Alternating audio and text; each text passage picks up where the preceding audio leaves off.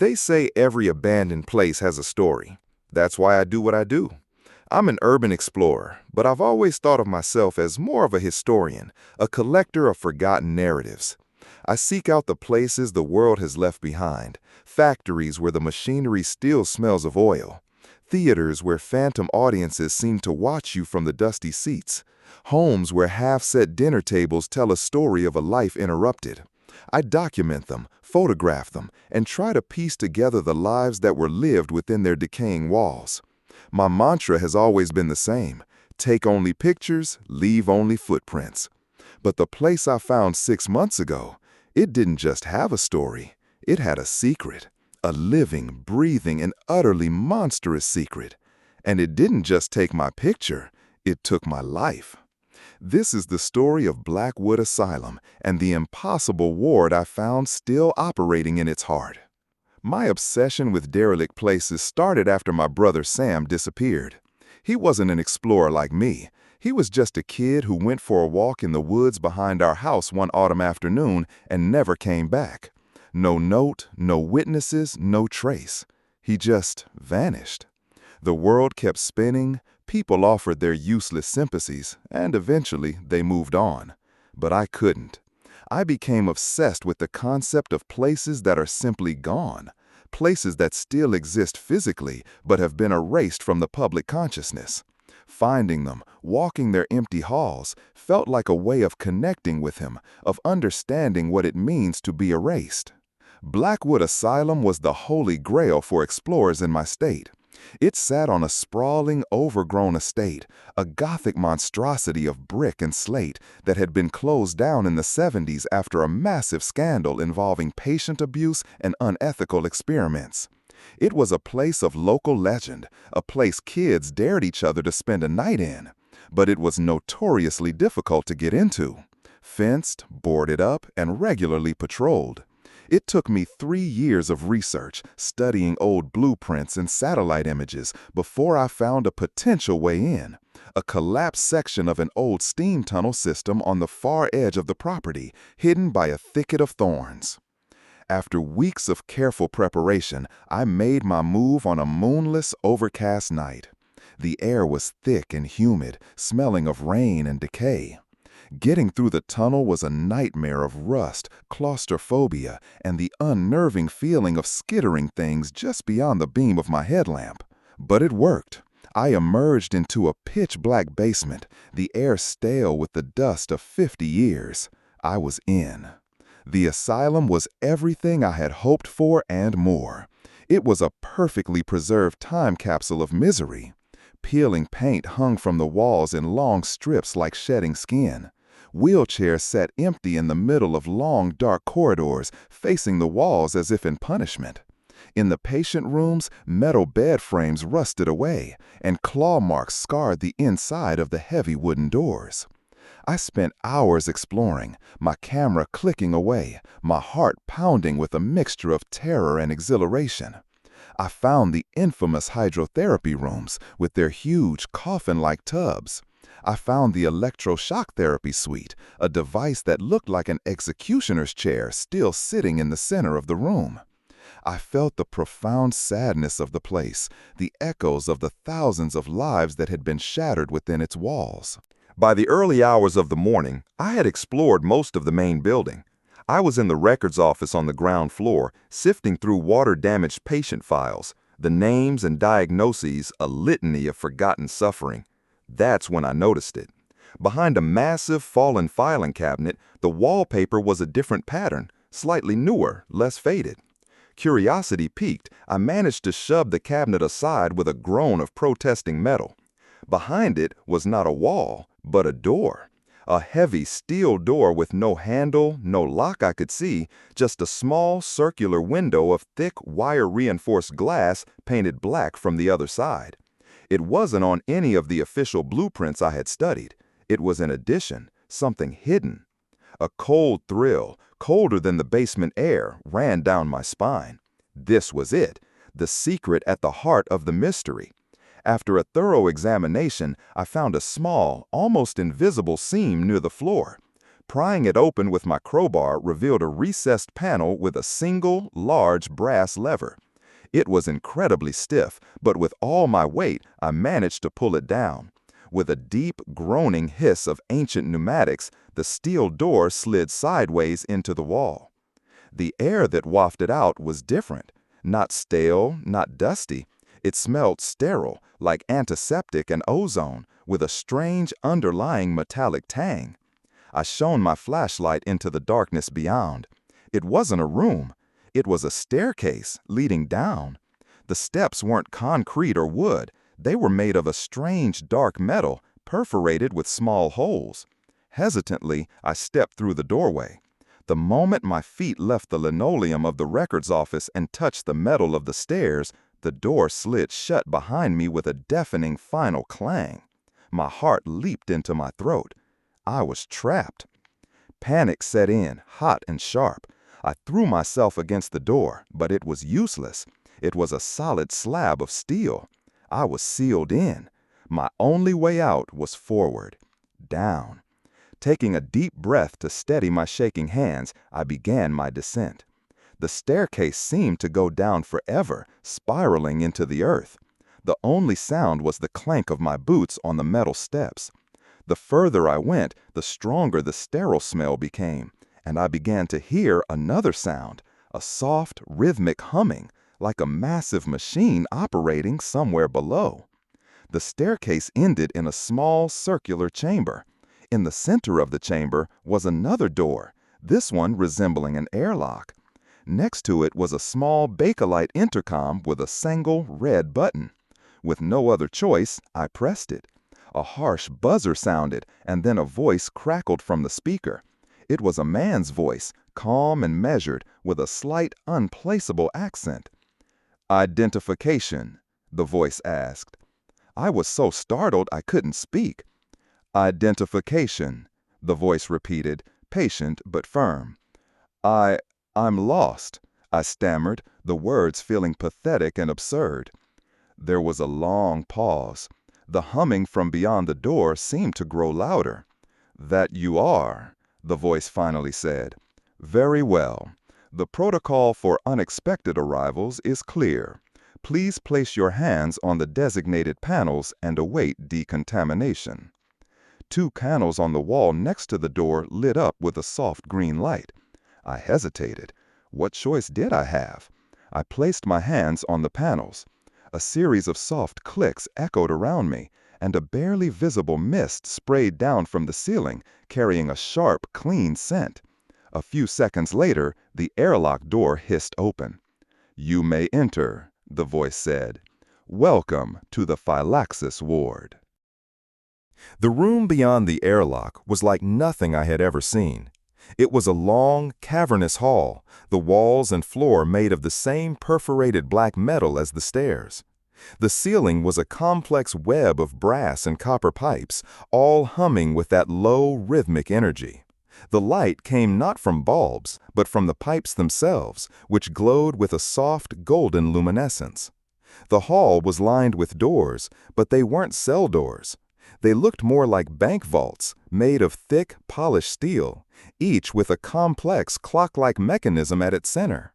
And in the middle of the hall, sitting at a large metal desk covered in strange dials and monitors displaying flickering green text, was a man. He was older, perhaps in his late 60s, with a neat white beard and wearing a pristine white coat, like a doctor or a scientist. He looked up as I entered, his eyes a startlingly pale blue. He wasn't surprised or angry, he just looked weary. "I am Elias," he said, his voice the same from the intercom. "I am the caretaker of this facility." "Where am I?" I asked, my voice barely a whisper. "What is this place?" "I told you," he said, gesturing to the hall around us. "This is the Phylaxis ward, a place of treatment and preservation. It was built as the secret heart of Blackwood, to handle the cases that even the doctors upstairs could not comprehend." He looked me up and down. "You are not a patient. You are not a supervisor. You are an explorer, an urban spelunker. You came looking for stories." A thin, sad smile touched his lips. "You have found one. The last one." He stood up and began to walk towards me. "I must apologize for the security measures. They are necessary. The ward must remain isolated." "Isolated from what?" I asked, backing away slowly. "The asylum has been closed for 50 years. Elias chuckled, a dry, rasping sound. "The institution upstairs was a shell, a facade. The real work was always done down here, and it has never stopped. The work is more important now than ever." "What work?" I demanded, my fear turning to a strange, defiant curiosity. "Who are the patients?" He stopped a few feet from me and gestured to one of the vault-like doors. "The patients are those afflicted with a unique and terrible malady, an illness we have come to call chronal decay. It is not a disease of the body or even the mind, not in the traditional sense. It is a disease of existence, of memory." My blood ran cold. "Memory?" "Indeed," Elias said, his pale blue eyes seeming to look right through me. "Imagine your life, your memories, are a rope woven from countless threads. Each thread is a moment, an experience, a person you loved, a place you called home. For the afflicted, those threads begin to unravel. Their past comes loose. They forget not just facts, but feelings. The face of their mother, the warmth of the sun, the very concept of love. Eventually, the rope unravels completely, and they cease to be. They fade, not into death, but into a state of absolute nothingness. They become a story with no words left." I thought of Sam, of his room left exactly as it was the day he disappeared, of my own memories of him, which I clung to like a lifeline, terrified that they would fade with time. "And you treat this?" I asked, a new horrifying understanding dawning on me. "We do not treat it. There is no cure," Elias said gravely. "We contain it. We preserve what is left of them. We anchor them to their remaining memories to keep them from unraveling completely." He walked back to his desk and pointed to one of the monitors. It showed a complex rotating diagram, like an astronomical chart. "This ward is not just a prison. It is a machine, an anchor for failing realities." I spent the next few days, or what I perceived as days, for there was no sun or moon in that timeless place, as Elias's prisoner. He wasn't cruel. He provided me with food, bland but nutritious paste dispensed from a slot in the wall, and a small, sterile room to sleep in. He spoke to me for hours, explaining the nature of the ward, his voice always calm, always reasonable, like a professor lecturing a particularly slow student. I learned that the Phylaxis ward was built by a secret society of scientists and philosophers in the late 19th century, who had first identified the disease of chronal decay. They believed it was a kind of existential contagion, that as the world grew more complex and disconnected, more and more people would simply begin to unravel. The ward was their solution, a hermetically sealed, self-sustaining ark designed to preserve the last fragments of those who had succumbed. Elias, he told me, was the last of his kind, a descendant of the original founders, who had inherited the title and responsibility of caretaker. He never let me see inside the patient rooms. The vault doors remained sealed, but I could hear things sometimes. In the quiet hours, when the humming of the machinery seemed to soften, I would hear faint, distorted sounds from behind the steel doors. A fragment of a song, a child's laugh looping over and over, a woman's voice endlessly repeating a single, desperate phrase, "I remember the rain." It was a chorus of broken, skipping records, the last echoes of lives that were coming undone. My initial terror slowly morphed into a kind of morbid fascination. I was a historian of forgotten places, and I had stumbled upon the most forgotten place in existence, a library of dying souls. I asked Elias about the patients, the names on the vaults. "Ah, patient 7, he might say, looking at a nameplate that read Amelia, a lovely young woman, a concert pianist. Her decay began with music. First, she forgot the notes, then the feeling of the keys beneath her fingers, then the very concept of sound. We have anchored her to the memory of her mother's lullaby. It is all she has left, a single looping melody." He spoke of them with a detached, clinical pity that chilled me to the bone. He saw them not as people, but as specimens, as data points in his lonely, endless experiment. My escape attempts were fruitless. The ward was a closed system. The entrance was sealed, and there were no other exits. I was as much a specimen as the patients in their vaults. My only hope was to understand the system, to find a flaw in the machine. I started paying close attention to Elias's routine. He spent most of his time at the central console, monitoring the strange rotating diagrams and the flickering green text. He called the main machine the orrery. "It is a temporal gyroscope," he explained when he saw me watching him. "It maps and anchors the remaining memory threads of each patient. The humming you hear is the sound of it spinning, holding their realities in place. It requires constant calibration. A single miscalculation, a single power fluctuation, and a patient could be lost permanently." One night, I was awakened by a change in the humming.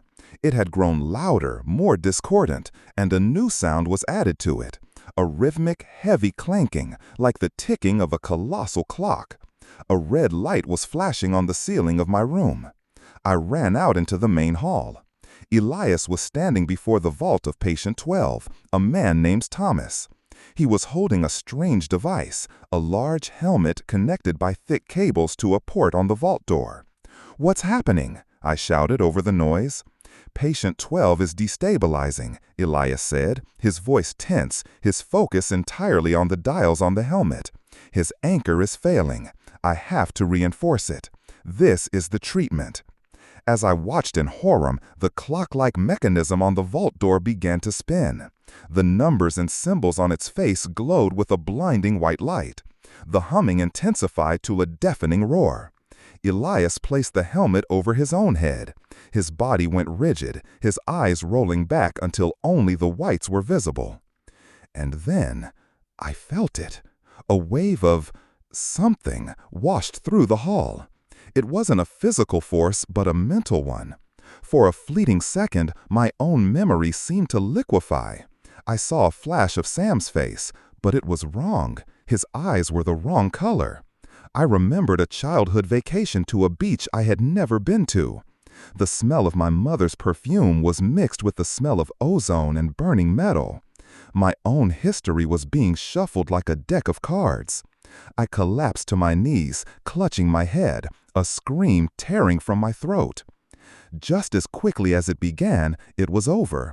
The roaring stopped, the light faded, and the humming returned to its normal rhythm. Elias slumped against the vault door, pulling the helmet off his head.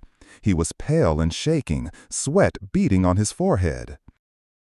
"The anchor is reinforced," he gasped, breathing heavily. "His memory of his wedding day is stabilized. He will hold. For now." I stared at him, my mind reeling. "What did you do? What was that feeling?" Elias looked at me, his pale eyes filled with an ancient exhaustion. "To reinforce his memory, I have to lend him a piece of my own. I use the orrery to weave a fragment of my own past into his, to strengthen the fraying threads. It is the only way. But it comes at a cost. The process is imprecise. It creates ripples. You felt one of them." A sickening realization washed over me. This was the treatment. He wasn't just containing their decay, he was actively fighting it, using his own mind, his own memories, as the thread to patch their unraveling realities. He was a living anchor, sacrificing pieces of himself to keep these lost souls from vanishing completely. This new knowledge changed everything. He wasn't just a cold clinical scientist. He was a prisoner too, bound to this machine, to these patients, by a duty that was literally consuming him, memory by memory. My desire to escape was now coupled with a desperate need to understand the true nature of this place. Was Elias a monster or a martyr? Was this ward a prison or a sanctuary? I began to engage with him on a deeper level, asking not about the mechanics of the ward, but about its philosophy, about him. I learned that he had been born in the ward, that his father had been the caretaker before him, and his grandfather before that. He had never seen the sun, never walked on grass, never known a life outside these humming metallic walls. His only connection to the world, to humanity, was through the fragmented memories of the patients he tended. "I have lived 1,000 lives, Leo," he told me one evening, his voice soft and melancholic. "I have fought in wars I have never seen. I have fallen in love with women whose faces I can only borrow. I have watched children be born and cities burn. All through them." He gestured to the silent vaults. "It is a great and terrible privilege." I started to see the cracks in his calm facade, the slight tremor in his hands, the way he would sometimes pause mid-sentence, a look of confusion on his face, as if searching for a word that was no longer there. He was unraveling, just like his patients, only much, much slower. The constant treatments were taking their toll. I knew then that my only chance of escape was tied to the orrery. It was the heart of the ward, the source of its power. If I could understand it, perhaps I could control it, or destroy it. I began to spend all my time watching Elias at the console, memorizing the sequences he initiated, the meaning of the rotating symbols, the flow of the green text. It was a language, and I was determined to learn it. My chance came when another patient began to destabilize. Patient 3, a woman named Eleanor. The alarms blared, the red lights flashed, and the great clockwork ticking began once more. Elias, looking more frail and exhausted than I had ever seen him, prepared the treatment helmet. He was so focused on the task at hand that he didn't notice me slip behind the main console. My heart pounded against my ribs. My hands hovered over the glowing keyboard. I had watched him initiate the treatment dozens of times. I knew the sequence. As he placed the helmet on his head and his body went rigid, I acted. My fingers flew across the keys, inputting a command I had pieced together from my observations. Not a command to reinforce a memory, but a command to do the opposite, to sever the anchor, to release a patient. I chose the one furthest from us, at the very end of the hall. Patient 27. The nameplate was blank. I hit enter. The effect was instantaneous and catastrophic. A blood-curdling, digital scream shrieked from the ward speakers. The humming of the orrery went haywire, rising to an unbearable grinding crescendo. The golden light from the pipes flickered and died, plunging the hall into a terrifying darkness, lit only by the flashing red emergency lights and the sparks now showering from the console. The vault door of patient 27 at the far end of the hall did not open. It began to dissolve. The metal seemed to turn to liquid, to smoke, to pure information, and then it simply vanished. From the blackness within, there was no sound, no movement. It was a perfect, absolute void. And I felt a pull towards it, a horrifying psychic vacuum, as if the universe itself was trying to erase the space where the patient had been. Elias was thrown back from his patient's door, the helmet flying from his head. He stared at me, his face a mask of pure, unadulterated terror. "What have you done?" he screamed, his voice filled with a despair I had never heard before. "You fool! You don't understand!" "I'm setting them free!" I yelled back, my own voice trembling with a terrifying, ecstatic power. "You haven't freed him!" Elias roared, scrambling to his feet. "You've erased him! You've opened a hole! The decay, it's not a passive illness, you idiot! It's a predator! The great forgetting! This ward, this machine, it's not a prison to keep them in, it's a shield to keep it out!" As he spoke, the effect of the open vault began to spread. The floor and walls around the void of patient 27 began to pixelate, to glitch like a corrupted video file. The very substance of the ward was being unmade. The humming of the orrery faltered, the great machine groaning under the strain. Elias ran to the console, pushing me aside. His hands flew across the keys, his face illuminated by the dying green light of the monitors. "The system is cascading. The anchors are failing. You've doomed us all." And he was right. One by one, the other vaults began to flicker. I could hear the looped memories from within them growing distorted, warped, the voices and sounds stretching and slowing like a tape machine running out of batteries. Amelia's lullaby became a funeral dirge. The child's laugh became a pained, demonic shriek. The chorus of lost souls was turning into a symphony of erasure. The decay was spreading down the hall towards us, consuming everything it touched. The perfect, silent nothingness was eating reality. I saw now the terrible truth. The Phylaxis ward wasn't a library of the dying. It was a dike holding back an ocean of non-existence, and I had just dynamited it. In that moment of absolute terror, my mind went to Sam, to his empty room, to the void he had left in my life. I had spent years searching for a place that could explain his disappearance, and I had found it. This was it. This was the great forgetting. He hadn't run away. He hadn't been taken. He had simply unraveled. He had been a victim of the decay. Elias was still working frantically at the console, sweat pouring down his face. "I can't reboot it. The central gyroscope is too unstable. It needs a new anchor, a focal point, a mind strong enough to hold the pattern." He turned to me, his pale blue eyes wide with a terrifying, desperate idea. "Your mind, Leo. You are not from here. Your reality is still whole. Your memories are strong. You are the only one who can stabilize it." He pointed to the treatment helmet lying on the floor. "You have to put it on. Connect yourself to the orrery. You have to become the new anchor." The nothingness was only 50 feet away now, its silence more terrifying than any scream. I looked at the helmet, then at the spreading void. Elias was offering me a choice, a terrible, impossible choice. I could let the forgetting consume us all, let the world succumb to the same fate as my brother. Or I could take his place. I could sacrifice my life, my freedom, my own memories to become the eternal caretaker of this forgotten place, the lonely guardian of 1,000 dying souls.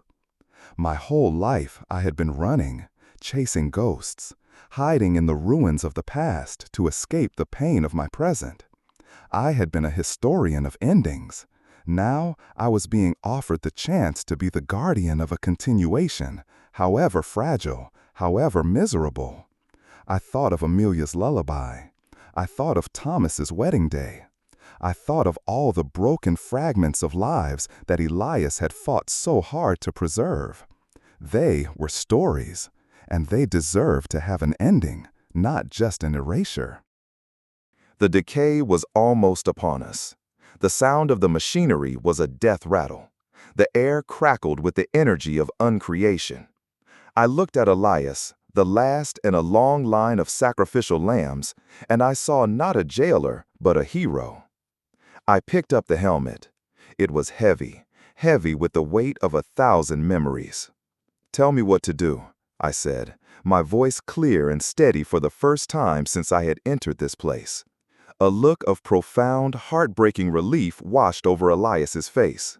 He began shouting instructions, guiding me through the process of connecting the helmet to the orrery's central console. I felt the thick cables connect to the helmet with a heavy, final clunk. The decay was just feet away, the floor at my boots beginning to dissolve into static. "You will need to focus on your strongest memory, Leo," Elias yelled over the chaos. "A memory that defines you. It will be the primary thread, the core of the new anchor. Hold on to it. Do not let it go." My strongest memory. I closed my eyes. I didn't see a happy childhood moment. I didn't see a great achievement. I saw Sam.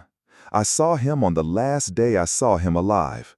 He was standing at the edge of the woods, turning back to wave at me, a cheerful, goofy grin on his face, the autumn sunlight catching the red in his hair. A perfect, painful, and powerful moment. The memory that had driven me, haunted me, and defined me. I have it, I said. Good, Elias said, his voice now strangely calm. When the connection is made, the orrery will reboot. It will be disorienting. But you must hold that memory. It will be the first brick in the new wall. I took one last look at him. What will happen to you?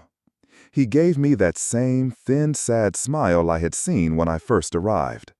My story is over. My memories are too frayed, too intertwined with the others. The orrery will not accept me as an anchor anymore. I am just a book with too many pages torn out. He placed a hand on my shoulder. Thank you, Leo, for remembering. With that, he hit the final command on the console. The world did not explode. It imploded.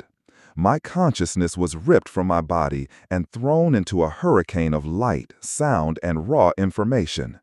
I felt the memories of every patient in the ward rush through me. 1,000 lifetimes of love, loss, joy, and sorrow. I felt Amelia's stage fright before a performance, Thomas's nervousness as he said his vows, Eleanor's despair as she forgot her own name. And beneath it all, I felt the cold, terrifying pull of the void, the great forgetting, trying to pull me apart, to unravel my own rope of threads. But I held on. I held on to Sam, his smile, the wave of his hand, the red in his hair. I wrapped my entire consciousness around that single perfect moment. It became my shield, my anchor, the center of the storm. Slowly, agonizingly, the chaos began to recede. The hurricane of memories slowed, organized, and settled back into their respective patterns. The roar of the orrery softened back into its steady, rhythmic hum. The light from the pipes rekindled, bathing the hall in its soft, golden glow. The decay had been pushed back. The wall was rebuilt. I opened my eyes. I was sitting in the chair at the central console. The hall was silent, whole, and undamaged. The vault of patient 27 was sealed once more, its nameplate still blank. The treatment helmet was on the desk in front of me. I was alone. Elias was gone. He hadn't been erased. He had simply been retired, a story that had found its end. I stood up and walked the length of the hall, my hall. I could feel the patients behind their doors, their fragmented realities now tethered to me. I was the anchor. I was the caretaker. I walked over to the vault of patient 12, Thomas, and placed my hand on the cold steel. I closed my eyes, and for a moment I could feel it, the memory of his wedding day. And woven into it, a new thread, my memory of Sam's smile, acting as a buttress, holding his own memory in place. That was a long time ago. I don't know how long. Time doesn't work the same way down here. I have no clocks, no calendars. My only timepiece is the slow, steady rhythm of the orrery, the great machine that is now an extension of my own mind. I tend to the patients. I reinforce their anchors. I perform the treatment, weaving pieces of my own past into theirs, sacrificing my own memories bit by bit to keep the great forgetting at bay. My name is Leo, I think. Some days that name feels like a story I read a long time ago. My memories of the world upstairs, of the sun and the rain, are growing thin, faded. But one memory remains, bright and clear and strong. A boy standing at the edge of a wood, turning to wave, the sunlight catching the red in his hair. It is the core of me. It is the anchor of this entire place, the last bastion against the silence. Sometimes I wonder what's happening in the world I left behind. I wonder if anyone ever found my camera, my pictures, my story. I wonder if they ever wonder what happened to the boy who went looking for abandoned places. I hope not. I hope they forget me. Because in this place, forgetting is a mercy. The real horror is being the only one left to remember. They never tell you the real cost of progress. They show you the polished result, the shining new world, but they bury the prototypes, the failed experiments, the test subjects who paid for that knowledge with their minds and souls. I know because I was one of the men they sent to excavate the graves. My name is Dr. Alastair Finch, and I was hired to write a report on the failure of the Erebus Research Facility. I was supposed to provide a clinical, detached analysis of a project gone wrong. But what I found there, deep beneath the mountains of West Virginia, wasn't a failure of science. It was a terrifying success. It was the discovery that humanity's greatest limitation is also its last and most crucial defense. The project's goal was to eliminate the need for sleep. The result was a world without night, where the nightmares learned to walk in the light. My career was in shambles. I was a neuroscientist, once considered a prodigy in the field of memory and consciousness. Then came the Penfield incident, a disastrous clinical trial where my hubris led to a catastrophic memory cascade in a young patient named Sarah. Her mind, her very identity, was fractured. I wasn't found legally culpable, but in the court of scientific opinion, I was in exile. So when a discreet government contractor approached me with an offer, I was in no position to refuse. The job was simple: travel to an isolated, defunct research facility, review the data, interview the skeleton crew left behind, and write a report explaining what went wrong. The pay was enough to erase my debts and my disgrace. The secrecy was absolute. They told me the project was called Tranquility, a lie I would soon discover, the first of many. The journey to Erebus was a gradual stripping away of the world. A black car to a private airfield, a small unmarked jet to a military base, and finally a helicopter that flew for hours over the endless rolling green canopy of the Appalachian Mountains. We landed on a concrete helipad carved into the side of a mountain, the entrance to the facility a set of blast doors disguised as a rock face. My escort, a grim-faced man in a suit who never gave his name, led me inside. "Dr. Rostova is expecting you," was all he said before turning and leaving me in an airlock. The doors hissed shut behind me, the sound of the helicopter faded, and I was enveloped in a profound silence. The world outside was gone. The facility was a sterile, minimalist maze of white corridors, polished concrete floors, and recessed lighting that perfectly mimicked natural daylight. There were no clocks, no windows, nothing to mark the passage of time. But the most unsettling thing was the hum. A low, pervasive, almost subliminal thrumming that wasn't just a sound. It was a feeling, a vibration in the bones, a pressure behind the eyes. It was the sound of the facility's heart, and it never, ever stopped. I was met by the facility director, Dr. Eva Rostova. She was a tall, severe woman with sharp, intelligent eyes and an aura of absolute, unwavering confidence. She moved with an unnerving energy, a hyper-alertness that seemed to crackle around her. "Dr. Finch," she said, her handshake firm and dry, "welcome to Erebus. Ignore the official name. We are not in the business of tranquility here. We are in the business of ascension." Over the next several hours, she gave me the tour, explaining the genesis of Project Nocturne. It began as a Cold War imperative to create the 24-hour soldier, the sleepless scientist, the tireless politician, to unlock the full potential of the human mind by eliminating its most inefficient process, sleep. "Sleep is a biological relic, doctor," she explained, her voice ringing with fanatical conviction as we stood on an observation deck overlooking a massive spherical chamber at the facility's core. Inside the chamber, a colossal, intricate device of spinning gyroscopes and glowing crystalline conduits pulsed with a soft blue light. "It's a vulnerability, A third of our lives wasted in a state of primitive paralysis. We haven't eliminated it, we have optimized it. This, she said, gesturing to the sphere, is the somnocortex. It generates a low-frequency resonance field that permeates the entire facility. This field allows the brain to enter a state we call waking sleep. The conscious mind remains fully active, alert, and functional. Simultaneously, the subconscious engages in all the restorative neurochemical processes of deep, dreamless sleep. Here, doctor, we have broken the tyranny of the circadian rhythm. We live in a perpetual productive day. It was breathtaking. The implications were staggering. If this technology worked, it would change the world more than the discovery of fire.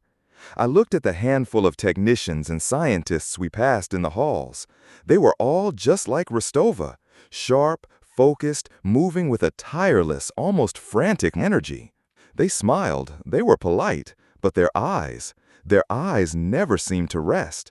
They had a fixed, wide-open stare, as if they were afraid to blink. The project was a success, I stated, more of a question than a statement.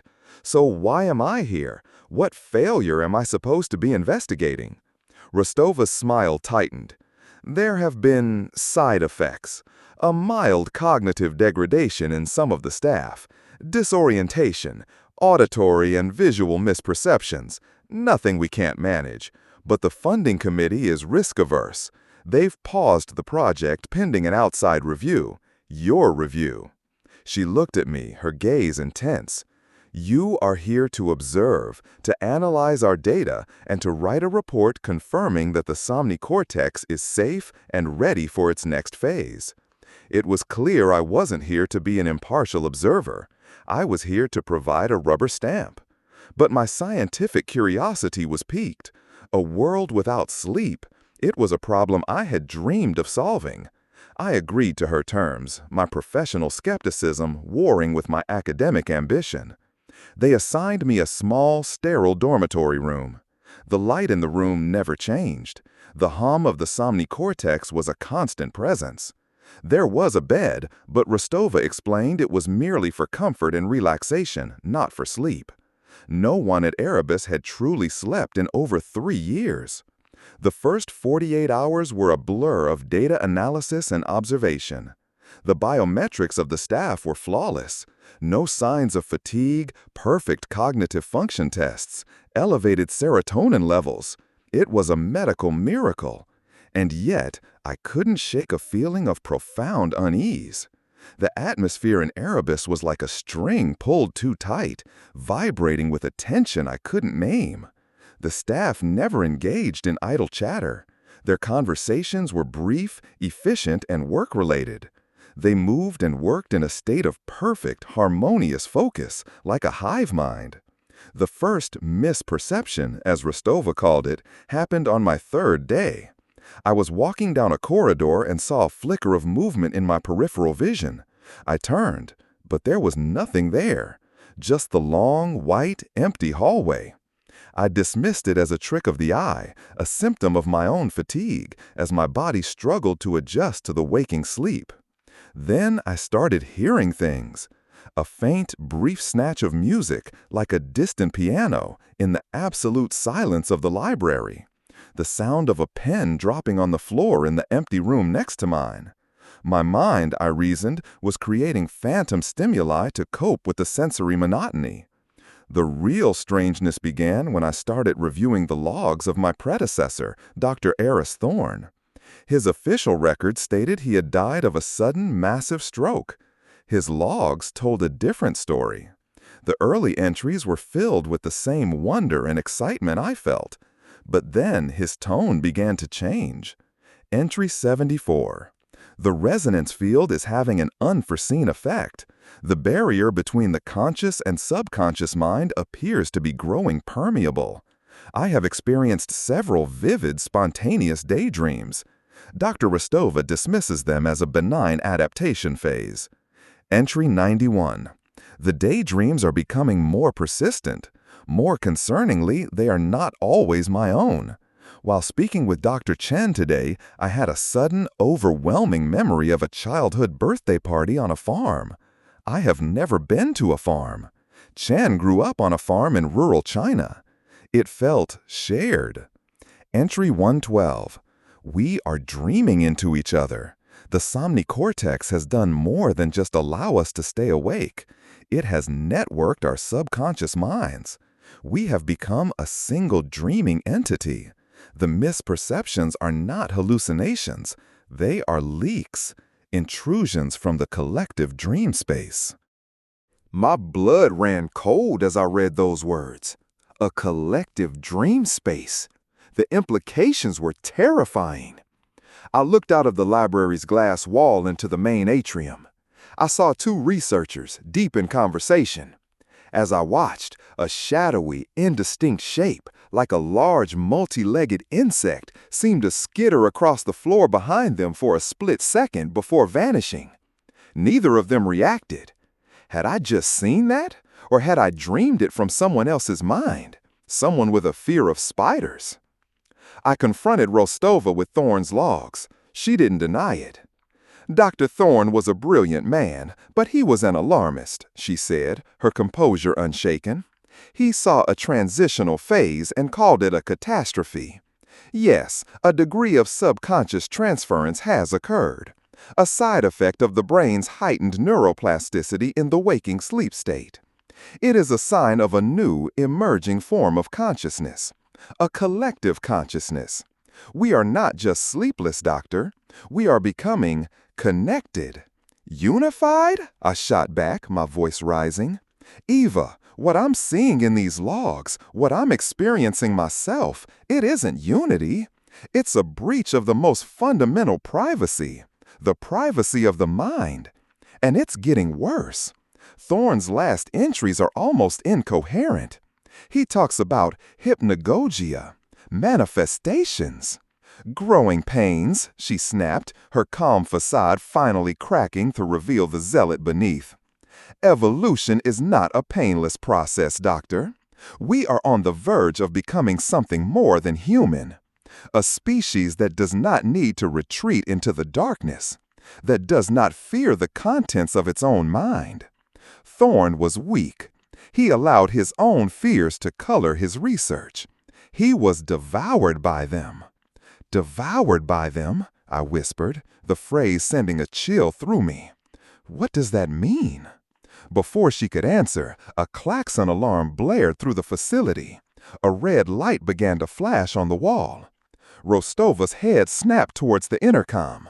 Control, report. A panicked voice crackled over the speaker.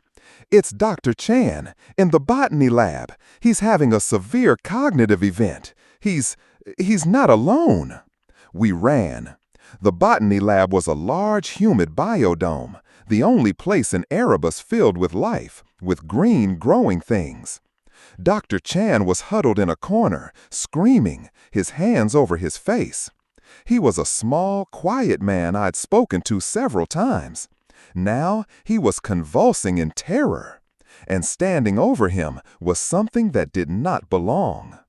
It was a tall, unnaturally thin figure, clad in a tattered Qing Dynasty-era official's robe. Its face was a pale, blank oval, with no features except for two weeping holes where its eyes should be, from which a thick, black substance trickled down its cheeks. It made no sound. It just stood there, its head cocked, looking down at the terrified scientist. Security guards rushed in, but they seemed confused, their weapons aimed hesitantly. Some of them clearly couldn't see it. But I could, and so could Rostova. It was a shared nightmare. It's his grandfather, Rostova breathed, her face pale but her expression one of intense scientific focus. From his grandmother's stories, a corrupt magistrate who shamed their family. Chan's deepest, most repressed cultural fear. The figure raised a long, skeletal hand and reached for Chan. As it did, it flickered and dissolved into a cloud of black dust, like disturbed soot. Chan stopped screaming and collapsed, unconscious. The cognitive event was memory wiped from the facility. Chan was sedated and placed in the infirmary. The official report, which Rostova filed herself, listed it as a stress-induced psychotic break. But I knew what I had seen. A hypnagogia. A dream, a memory, a fear made flesh. Dr. Thorne hadn't been an alarmist. He had been a prophet. The incident with Chen was a turning point. The floodgates had been opened.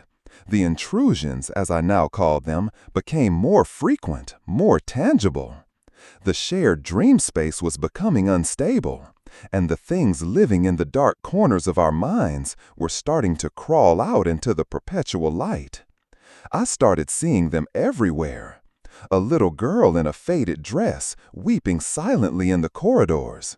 A manifestation of a technician's grief over a daughter he'd lost to leukemia. A huge shadowy dog with glowing red eyes, which I learned was the personification of the head of security's anger management issues. The intrusions were deeply personal, drawn from the specific neuroses of the 47 people trapped in this underground tomb. We were haunting each other. The staff, deep in the grip of the waking sleep, had learned to simply ignore them. They would walk past a weeping ghost or a snarling shadow beast as if it wasn't there. Their minds, so hyper-focused, so rational, simply edited out the things that shouldn't exist. But I couldn't. I was new. My brain's firewall between reality and nightmare was still intact, and I could see the monsters plain as day. And then, my own monster came for me. I was in my room, trying to collate my notes, trying to find a scientific explanation for the madness that was unfolding. The hum of the somnicortex felt like a physical weight on my skull. I felt a sudden, inexplicable drop in temperature. I looked up and saw her, standing in the corner of my room. Sarah, the patient from the Penfield incident. She looked exactly as she had the last time I saw her, sitting in that hospital bed, her eyes vacant, her memory shattered. She didn't speak. She just stood there, watching me, her expression one of gentle, heartbreaking disappointment. I squeezed my eyes shut, my heart hammering in my chest. She's not real. She's an intrusion. She's my guilt. When I opened them again, she was gone. But I knew she would be back. My greatest failure had been given form. It was now a resident of Erebus, just like me. I decided then that I had to shut it down. The experiment was a catastrophic failure. Rostova's dream of ascension was a spiral into collective insanity. I had to destroy the somnicortex. It was nearly impossible. The facility was a fortress, and Rostova was its queen. Access to the core chamber was restricted to her and her most loyal staff. Any attempt I made would be seen as sabotage. I was trapped, a lone, sane man in a madhouse of his own making. My only hope was to find a flaw in the system, a back door. I spent my days pretending to continue my research, but my nights were spent hacking into the facility's mainframe, searching for a weakness, all while being haunted by the silent, watching ghost of Sarah. The intrusions were evolving. The personal ghosts and monsters were beginning to merge, to coalesce. The dream space was no longer just a collection of individual minds. It was becoming a singular, cohesive ecosystem. And it was giving birth to new things, things that weren't drawn from any one person, but from the collective, archetypal fears of all of us. We started seeing the man in the hat, a tall, shadowy figure in a wide-brimmed hat, often seen standing in doorways, a classic sleep paralysis demon. We saw the grinning thing, a creature that was nothing but a wide, toothy smile in the dark, the embodiment of pure predatory malice. The fabric of our shared reality was tearing, and primal horrors were crawling through the rips. The staff could no longer ignore them. The intrusions were becoming aggressive. A researcher was found cowering in a supply closet, claiming the walls had started to whisper his deepest insecurities to him.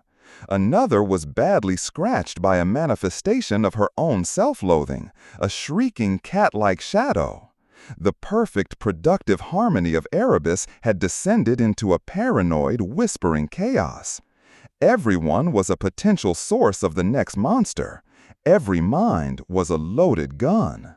Rostova's response was not to shut the project down, but to double down. She increased the power of the somnicortex, believing that a higher resonance frequency would stabilize the collective consciousness, forcing it into a more controlled state. It was like trying to put out a fire with gasoline. The increase in power was a cataclysm. The hum of the facility rose to a sickening, mind-numbing roar. The very architecture of the place began to lose its integrity. Corridors would stretch into impossible lengths.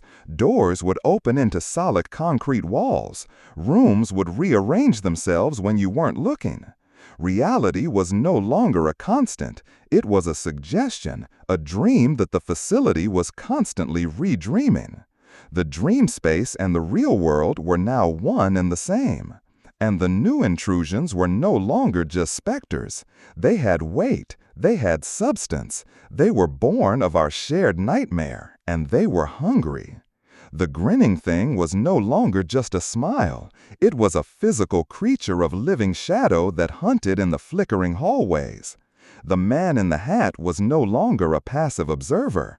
He was a gatekeeper, and the doors he guarded now led to places of pure, unadulterated nightmare. The staff started to disappear. One by one, they were picked off, dragged into shifting rooms, or hunted down by the creatures their own minds had birthed. The remaining handful, including Rostova, had barricaded themselves in the control room, their sanity frayed to the breaking point. I was alone, hunted by the collective demons of Erebus, and haunted by my own. Sarah was with me constantly now. She didn't threaten me. She would simply appear, pointing towards a corridor, a doorway, a hidden panel. My guilt, it seemed, was trying to guide me. It was trying to show me the way out. Following her silent guidance, I found my way to Dr. Thorne's hidden panic room. Inside was his final desperate research. He had realized he couldn't destroy the somnicortex.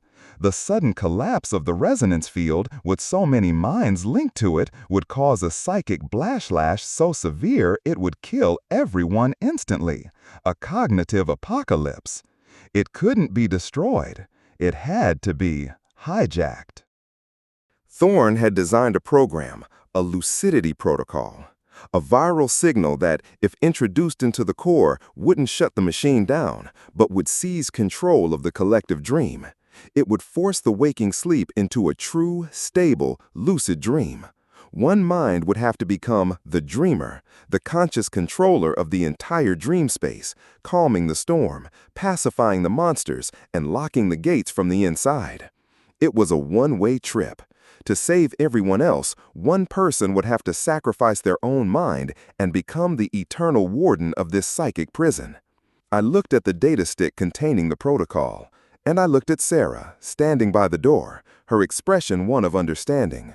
This was my redemption, a way to atone for the one mind I had broken by saving the 47 minds that were currently shattering.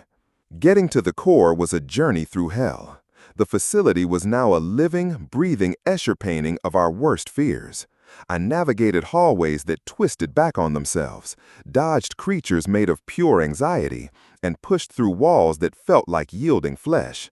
Sarah was my guide, her silent form always just ahead, leading me through the madness. The final confrontation took place in the observation deck overlooking the core chamber. Rostova was there, alone. The rest of her loyal staff were gone. She wasn't barricaded. She was communing. She stood before the glass, her arms outstretched towards the pulsating somnicortex, her face ecstatic. "Isn't it beautiful, Doctor?" she whispered, not looking at me. "I was wrong. It isn't a collective consciousness. It's a god of thought, of fear, of creation. We are its first thoughts, its first dream. We are the creators of our own creator. The chamber below was no longer just a machine. It was a swirling vortex of nightmare energy, the archetypal horrors I had seen dancing and coalescing around the core. Rostova had gone completely insane. She saw this chaos as divinity. "It has to be stopped, Eva," I said, holding up the data stick. She turned to me, her eyes burning with a cold, terrifying fire. "Stop it? I am its prophet. You are a heretic trying to silence the birth of a god." As she spoke, her own ultimate fear manifested behind her. It was not a monster. It was a man, indistinct, featureless, in a gray suit. He represented her terror of the funding committee, a failure of mediocrity, the faceless bureaucrat who could shut down her life's work. This auditor, born of her own ambition, raised a hand, and the very air around me seemed to solidify, to crush me. But as it reached for me, another figure stepped between us, Sarah, my intrusion, my guilt. She stood before the auditor, and for the first time she did something. She raised her own hand, and the auditor recoiled. My guilt was older, purer, more powerful than Rostova's ambition. My failure was protecting me.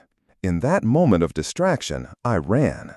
I bypassed the observation deck's lock and sprinted onto the gantry that led to the heart of the somnocortex. Below me, the nightmare swirled. Rostova screamed in rage, but it was too late. I reached the central console, slammed the data stick into the port, and initiated Thorne's lucidity protocol. The moment I hit enter, my mind was ripped from my body. I was no longer Alistair Finch. I was a single point of consciousness in a raging, infinite ocean of thought, fear, and memory. I felt the collective terror of the 47 staff members, the primal hunger of the grinning thing, the cold judgment of the auditor. The god of the dream space turned its full, terrifying attention on me, the intruder in its kingdom. It tried to tear me apart, to unravel my memories, my identity, just as I had done to Sarah. But as my own mind began to fracture, another mind joined with mine, Sarah. My guilt had followed me into the storm. She wasn't an accuser, she was a shield. She absorbed the first wave of the psychic assault, her fractured, broken consciousness giving me the precious seconds I needed. She was atoning for my sin against her by saving me. With her sacrifice, I found my footing in the maelstrom. I stopped fighting the nightmare. I accepted it. I accepted the fear, the anger, the sorrow. I accepted the monsters. And I did not command them to stop. I asked them to rest. I projected a single powerful concept into the raging storm, the memory of true sleep, the feeling of safety in the dark, the gentle release of letting go. Slowly, miraculously, the storm began to calm. The raging ocean became a gentle tide. The shrieking monsters became sleeping beasts. The twisted, nightmarish architecture of the facility in my mind resolved back into its simple, white corridors. I had become the dreamer. I had taken control. I wrapped the entire collective consciousness in a blanket of calm, lucid dreaming and put it to bed. My last sensation of the physical world was the feeling of my body slumping over the console. My last thought was of Sarah, her presence fading as my own consciousness expanded to fill the void. Her final act, a gift of forgiveness. And then, peace. I do not know how much time has passed. The world of Erebus is now my world. I am its sole conscious mind. The other 46 members of the staff still live, sustained by the facility's automated systems, but they are in a state of permanent, peaceful sleep, their minds wandering through the gentle, dreamlike landscapes I create for them. I have calmed their fears, healed their traumas. Dr. Chen walks through endless, beautiful gardens with his grandfather. The head of security plays with a loyal, loving shadow dog. The technician is reunited with his laughing, healthy daughter in a sunlit field. I have given them the peace they could not find in their waking lives. I am the guardian of their dreams. I am the warden of their sleeping nightmares. The somnic cortex is stable, its hum now a gentle lullaby that only I can truly hear. My existence is no longer my own. I am a thought, a concept, an eternal lucid dreamer holding back the tide of a potential apocalypse. Sometimes recovery teams come. I can feel their presence on the periphery, their minds touching the edges of my dream space. They see a facility full of people in a strange, inexplicable coma. They see me, a man slumped over a console, physically alive, but mentally gone. They write their reports, they call it a mystery, and they leave. They cannot comprehend the truth. They cannot know that they are standing on the shores of a slumbering ocean, and that I am the lonely lighthouse keeper, ensuring that the storms within never reach their waking world again. They built a world without sleep, and I was the one who had to learn to dream for them all.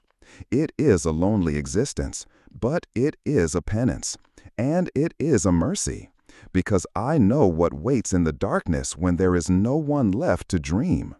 And I will stand guard here in the perpetual twilight of the human mind until the very end of time, ensuring the world never has to find out.